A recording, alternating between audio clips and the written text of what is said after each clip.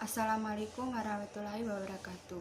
Kami dari kelompok 2 akan mempresentasikan hasil diskusi kami pengenalan istilah dan tujuan biaya. Untuk itu, kami memperkenalkan diri kami masing-masing. Kepada saya, nama saya Katarina C. Elni, NPM 201331000127. Saya Salsa Agilia dengan nomor NPM 201331000120. Saya Khairunisa Marsanti, NPM 201331000102. Saya Larswati dengan NPM 201331000118. Dan juga teman kami Bekti Trianingsih 201331000122. Untuk materi yang pertama, biaya dan terminologi biaya. Akuntansi mendefinisikan biaya sebagai sumber daya yang dikorbankan atau dilepaskan untuk mencapai tujuan tertentu. Suatu biaya atau seperti bahan langsung atau iklan bisa diukur dalam jumlah uang yang harus dibayar dalam rangka mendapatkan barang atau jasa. Biaya aktual adalah biaya yang terjadi atau biaya historis atau masa lalu, yang dibedakan dari biaya yang dianggarkan, yang merupakan biaya produk, mesin, layanan, dan proses. Kita menyebut hal ini sebagai objek biaya. Biaya langsung dan biaya tidak langsung. Penelusuran biaya dan alokasi biaya. 1. Biaya langsung dari objek biaya berkaitan dengan objek biaya tertentu dan dapat ditelusuri ke objek biaya tersebut dengan cara yang layak secara ekonomis atau efektif biaya. Biaya tidak langsung dari objek biaya berkaitan dengan objek biaya tertentu namun tidak dapat ditelusuri ke objek biaya tersebut dengan cara yang layak atau efektif biaya. Contoh biaya langsung dan biaya tidak langsung. Jenis biaya. Biaya langsung contohnya kertas untuk mencetak majalah spot illustrate. Pembebanan biaya yaitu penelusuran biaya. Biaya tidak langsung contohnya biaya list gedung yang digunakan editor majalah spot, illustrate, time, people, dan lain. Pembebanan biaya yaitu alokasi biaya, objek biaya contoh majalah spot, illustrate. Faktor-faktor mempengaruhi klasifikasi biaya langsung atau biaya tidak langsung. 1. Materialitas suatu biaya. Semakin kecil jumlah biaya, yaitu semakin tidak materialitas biaya, semakin kecil kemungkinan biaya tersebut ditelusuri secara ekonomis ke objek biaya tertentu. 2. Ketersediaan teknologi mengumpul informasi. Perkembangan teknologi mengumpulkan kemungkinan perusahaan mengelompokkan banyak biaya sebagai biaya langsung. 3. Desain operasi. Mengklasifikasikan biaya sebagai biaya langsung atau fasilitas perusahaan yang digunakan secara eksklusif untuk objek biaya spesifik, seperti produk tertentu atau pelangganan tertentu. Sekian materi dari saya. Untuk materi selanjutnya, saya mempersilakan teman saya. Selanjutnya, pembahasan tentang pola perilaku biaya, biaya variabel, dan biaya tetap. Sistem kalkulasi biaya itu mencatat biaya sumber daya yang diperoleh seperti bahan, tenaga kerja, dan peralatan, serta menelusuri bagaimana sumber daya tersebut digunakan untuk menghasilkan dan menjual produk atau jasa.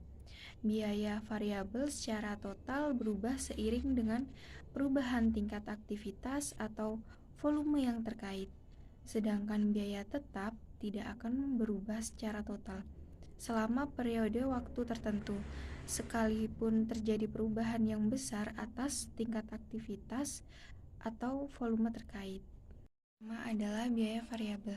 Jika mobil BMW memiliki setir seharga 60 US dollar per unit untuk setiap mobil BMW X5, maka total setir adalah 60 US dollar dikali jumlah mobil yang terakit.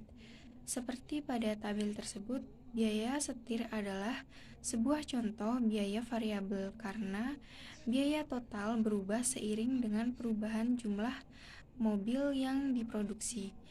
Biaya per unit dari biaya variabel adalah sama. Biaya ini dicerminkan oleh garis lurus yang naik dari kiri ke kanan seperti pada grafik tersebut.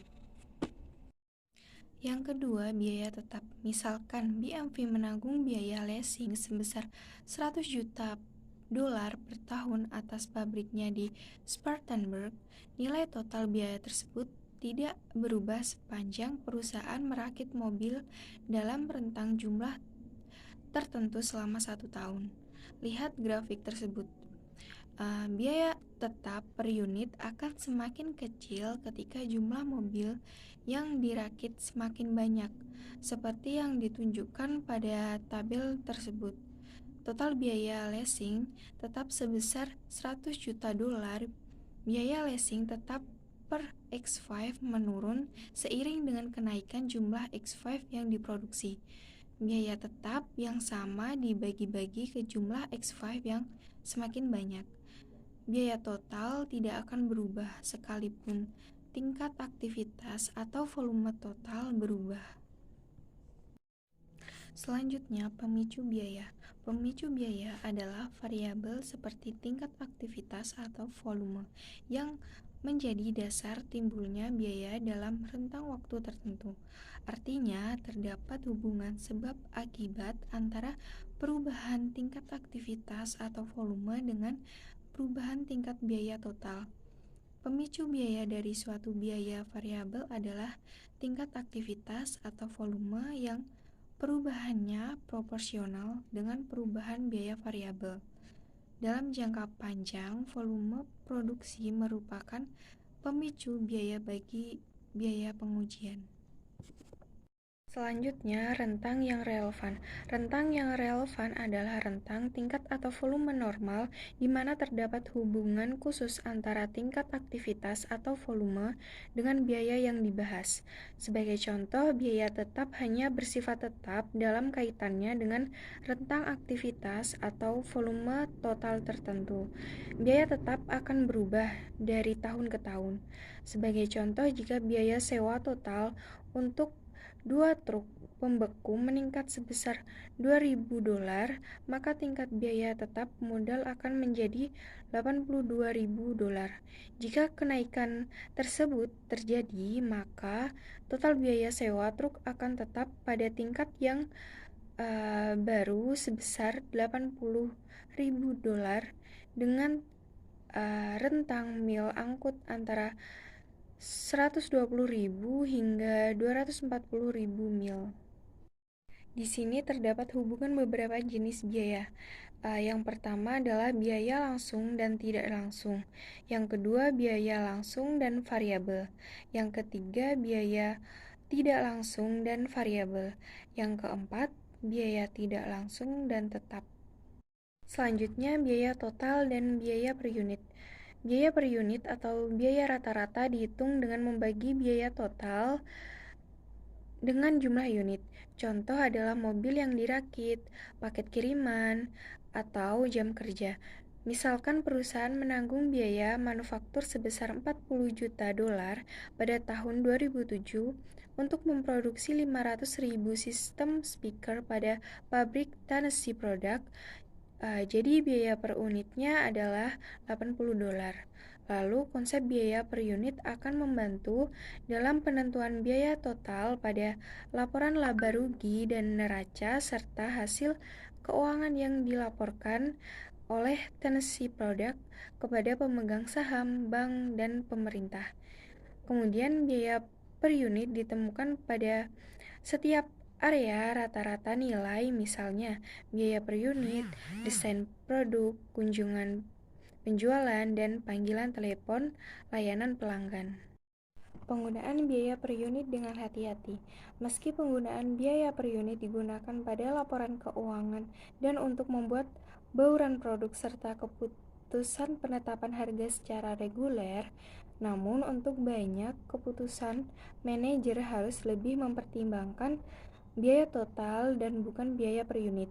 Berikut adalah manajer dari Tennessee Product. Dimisalkan biaya tahun 2007 sebesar 40 juta dolar yang terdiri dari 10 juta biaya tetap dan 30 juta biaya variabel atau 60 US dollar per sistem speaker yang dirakit. Manajer pabrik yang menggunakan biaya per unit 80 dolar akan mengestimasi rendah biaya total aktual output tahun 2008 di bawah output pada 2007. Perusahaan sektor manufaktur, perdagangan, dan jasa.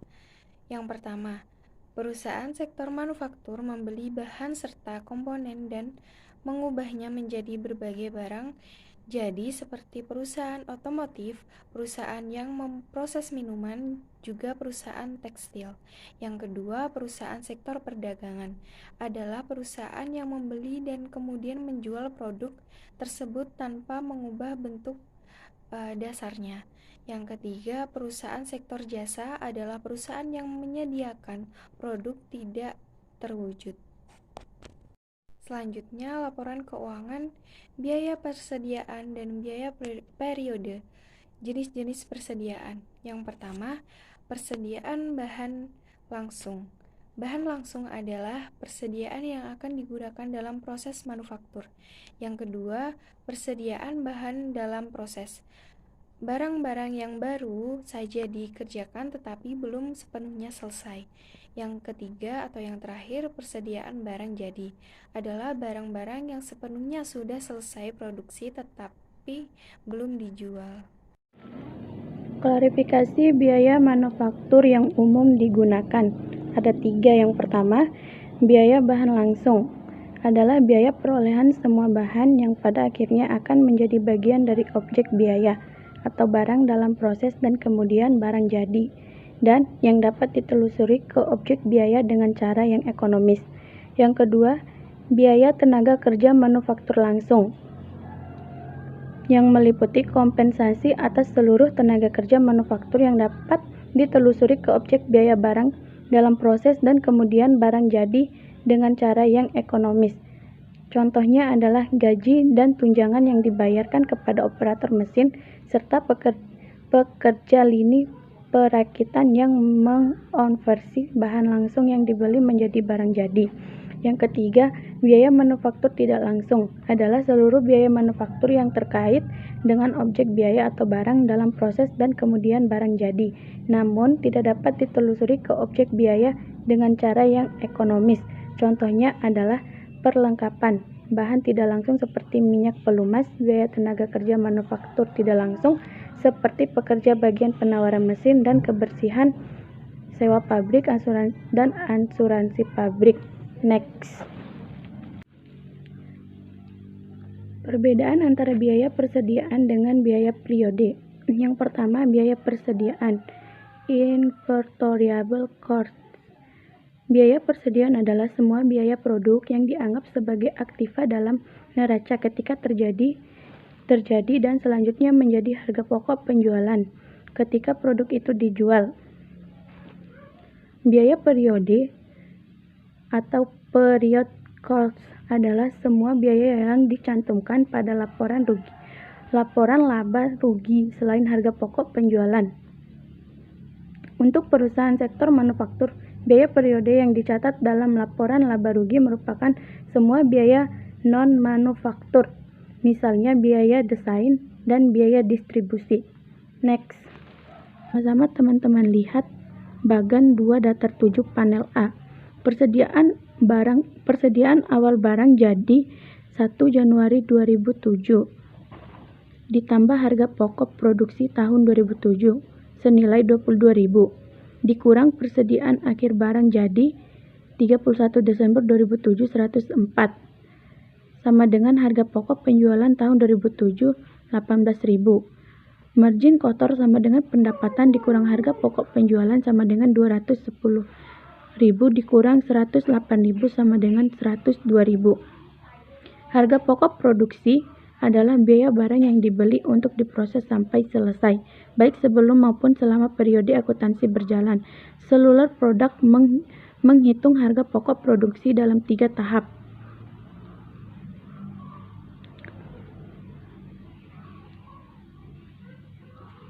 Lihat bagan 2 datar 7 panel B. Tahap yang pertama, biaya bahan langsung yang digunakan. Persediaan awal bahan langsung tanggal 1 Januari 2007 senilai 11.000 ditambah pembelian bahan langsung pada 2007 senilai 73.000 dan dikurang persediaan akhir bahan langsung tanggal 31 Desember 2007 senilai 8.000 sama dengan bahan langsung yang digunakan pada 2007 senilai 76.000. Tahap kedua, biaya manufaktur total yang terjadi pada 2007. Biaya manufaktur total mengacu pada semua biaya manufaktur langsung dan biaya overhead manufaktur yang terjadi selama 2007 untuk semua barang yang diproses selama tahun berjalan. Seluruh produk mengklasifikasikan biaya manufakturnya ke dalam 3 kategori yang digambarkan sebelumnya.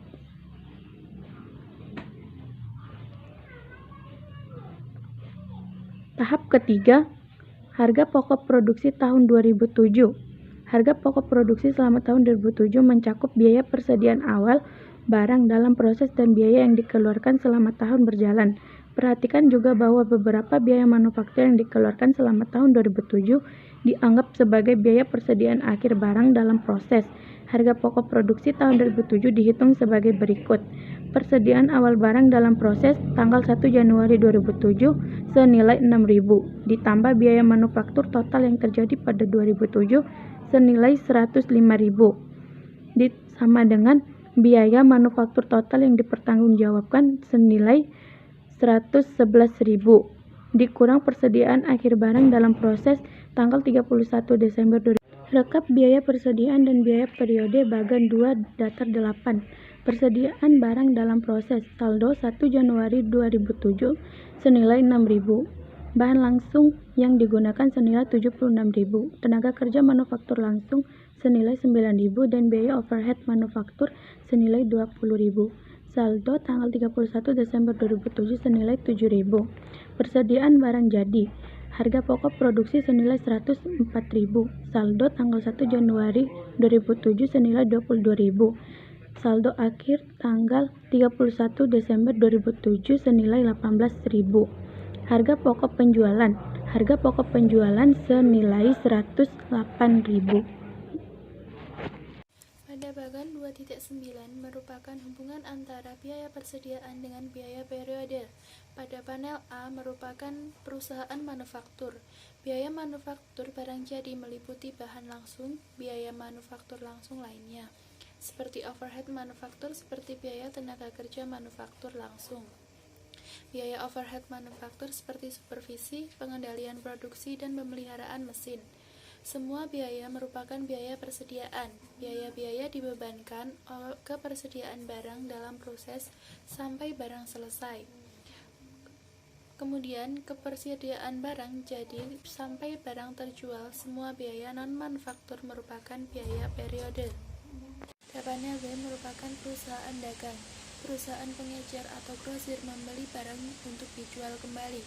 Biaya persediaan hanya biaya barang dagang. Barang yang sudah dibeli dianggap sebagai persediaan barang dagang yang biayanya diperlihatkan sebagai aktiva di neraca. Ketika barang terjual, biayanya akan disajikan kepada laporan laba rugi sebagai harga pokok penjualan. Perusahaan pengecer atau grosir mempunyai beragam biaya pemasaran, distribusi, dan layanan pelanggan yang merupakan biaya periode. Biaya utama dan biaya konversi. Biaya utama atau prime cost adalah semua biaya manufaktur langsung. Untuk menghitung biaya utama, maka diperlukan biaya bahan langsung ditambah dengan biaya tenaga kerja manufaktur langsung. Semakin besar proporsi biaya utama pada struktur biaya suatu perusahaan, maka semakin yakin manajer pada akurasi biaya produk. Contoh pada biaya listrik yang dapat diukur pada area tertentu dari pabrik yang khusus digunakan untuk menghasilkan produk khusus. Pada kasus ini, biaya utama meliputi biaya bahan langsung, biaya tenaga kerja, manufaktur langsung, serta biaya tidak langsung. Sedangkan biaya konversi adalah semua biaya manufaktur selain biaya bahan langsung. Biaya menunjukkan semua biaya manufaktur yang terjadi untuk mengubah bahan langsung menjadi bahan jadi. Jadi untuk menghitung biaya konversi yaitu dengan biaya kerja manufaktur langsung ditambah dengan biaya overhead manufaktur. Berikut pada bagan 2.8 pada sebuah penghitungan biaya utama, biaya bahan langsung ditambah dengan biaya tenaga kerja manufaktur langsung, yaitu terdapat pada tabel sebesar 76.000 ditambah dengan 9.000, maka hasilnya adalah 85.000. Sedangkan biaya konversi yaitu biaya tenaga kerja manufaktur ditambah dengan biaya overhead manufaktur, yaitu dengan jumlah 9.000 ditambah dengan 20.000, maka hasilnya adalah 29.000. Pengukuran biaya yang membutuhkan pertimbangan. Pengukuran biaya tenaga kerja. Pada sebagian besar perusahaan menggunakan kategori sebagai berikut: tenaga kerja manufaktur langsung, yaitu tenaga kerja yang dapat ditelusuri ke setiap produk. Yang kedua, overhead manufaktur, meliputi tenaga kerja tidak langsung, di antaranya yaitu operator truk lift, pesuruh pabrik, satpam pabrik, tenaga kerja pengerjaan ulang, premi lembur yang dibayarkan kepada pekerja pabrik waktu menganggur. Yang kedua, gaji manajer kepada kepala departemen dan penyelia. Yang terakhir yaitu tunjangan karyawan seperti premi asuransi, kesehatan, dan biaya pensiun.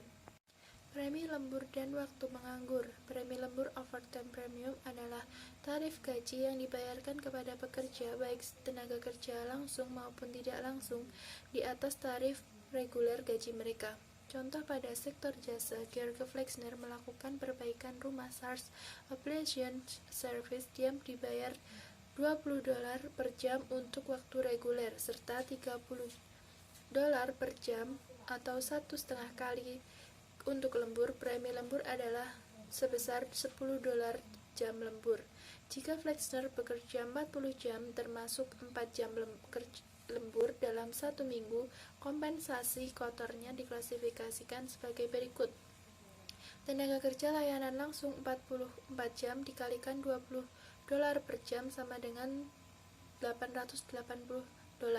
Premi lembur sama dengan 4 jam dikalikan $10 per jam sama dengan 40. Untuk kompensasi total untuk 44 jam kerja sama dengan $920.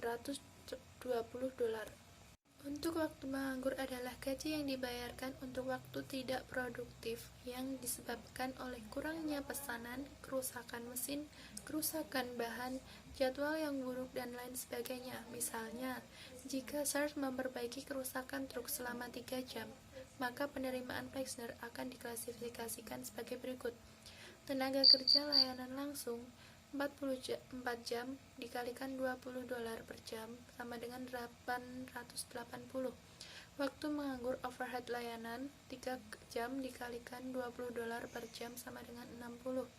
Premi lembur sama dengan 44 jam dikalikan $10 per jam sama dengan 40. Untuk penerimaan total untuk 44 jam kerja sama dengan $920. Untuk materi yang selanjutnya, manfaat mendefinisikan istilah akuntansi. Manajer, akuntan, pemasok, dan pihak lain akan terhindar dari banyak masalah jika mereka secara mendalam memahami dan menyepakati klasifikasi serta pengertian istilah-istilah biaya. Klasifikasi biaya tunjangan kerja manufaktur seperti pembayaran Social Security, asuransi jiwa, asuransi kesehatan, dan pensiun yang dibayarkan perusahaan untuk karyawannya. Beberapa perusahaan juga mengklasifikasikan biaya ini sebagai biaya overhead manufaktur. Pada perusahaan lain, tunjangan bagi tenaga kerja manufaktur diberlakukan sebagai tambahan biaya tenaga kerja manufaktur langsung. Dalam tabel berikut disajikan contoh perusahaan yang menggunakan biaya tenaga kerja langsung sebagai persentase biaya manufaktur total yang berbeda. Dalam tabel klasifikasi A mengasumsikan pembayaran tunjangan sebagai bagian biaya overhead manufaktur. Sebaliknya pada tabel Klasifikasi B mengasumsikan pembayaran tunjangan sebagai tenaga kerja manufaktur langsung. Jika suatu negara menetapkan persentase minimum biaya tenaga kerja manufaktur sebesar 25%, maka perusahaan akan menerima pemotongan pajak jika menggunakan klasifikasi B. Selanjutnya, pengertian biaya produk atau produk cost. Biaya produk adalah jumlah biaya yang dibebankan ke suatu produk untuk tujuan tertentu. Tujuan yang berbeda dapat menghasilkan ukuran biaya produk yang juga berbeda. Berikut serangkaian rantai nilai biaya produk berbeda untuk tujuan yang berbeda juga. Yang pertama, keputusan penetapan harga atau pricing dan bauran produk atau produk mix.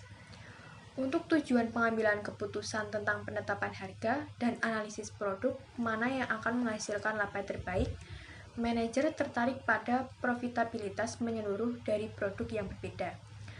Yang kedua, pembuatan kontrak dengan lembaga pemerintah. Beberapa lembaga pemerintah secara eksplisit mengeluarkan biaya pemasaran, biaya distribusi, dan biaya layanan pelanggan dari biaya produk untuk tujuan penggantian dan hanya mengganti sebagai biaya lead bank. Yang ketiga, penyiapan laporan keuangan untuk pelaporan eksternal berdasarkan GAAP. Biaya yang dapat dibebankan ke persediaan dalam laporan keuangan hanya biaya manufaktur. Untuk menghitung persediaan, biaya produk hanya meliputi biaya persediaan dalam manufaktur. Dari bagan di atas menggambarkan bagaimana pengukuran biaya produk yang berkisar dari batasan biaya yang sempit untuk tujuan penyusunan laporan keuangan yang hanya mencakup biaya persediaan sampai ke pengertian biaya yang lebih luas untuk tujuan keputusan penetapan harga dan bauran produk. Selanjutnya, kerangka kerja akuntansi biaya dan manajemen biaya. Terdapat 3 fitur akuntansi biaya dan manajemen biaya yang diterapkan secara luas, meliputi yang pertama, perhitungan biaya produk, jasa, dan objek biaya lainnya. Sistem kalkulasi biaya atau costing system akan menelusuri biaya langsung dan mengalokasikan biaya tidak langsung ke produk. Kedua, perolehan informasi untuk perencanaan, pengendalian, dan evaluasi kinerja. Penganggaran merupakan alat yang paling umum digunakan untuk perencanaan dan pengendalian. Penganggaran akan memaksa manajer memandang ke depan, menerjemahkan strategi menjadi rencana, mengordinasi dan berkomunikasi dalam organisasi, serta memberikan tolak ukur untuk mengevaluasi kinerja. Yang ketiga, analisis informasi yang relevan untuk pengambilan keputusan. Ketika membuat strategi dan implementasi strategi, manajer harus memahami pendapatan serta biaya apa yang harus dipertimbangkan dan apa yang diabaikan. Akuntan manajemen membantu manajer mengidentifikasi informasi apa yang relevan dan apa yang tidak relevan. Sekian presentasi dari kelompok kami. Mohon maaf jika ada kesalahan kata dan kekurangan dalam penyampaian. Jika ada yang ditanyakan, dipersilahkan. Terima kasih. Wassalamualaikum warahmatullahi wabarakatuh.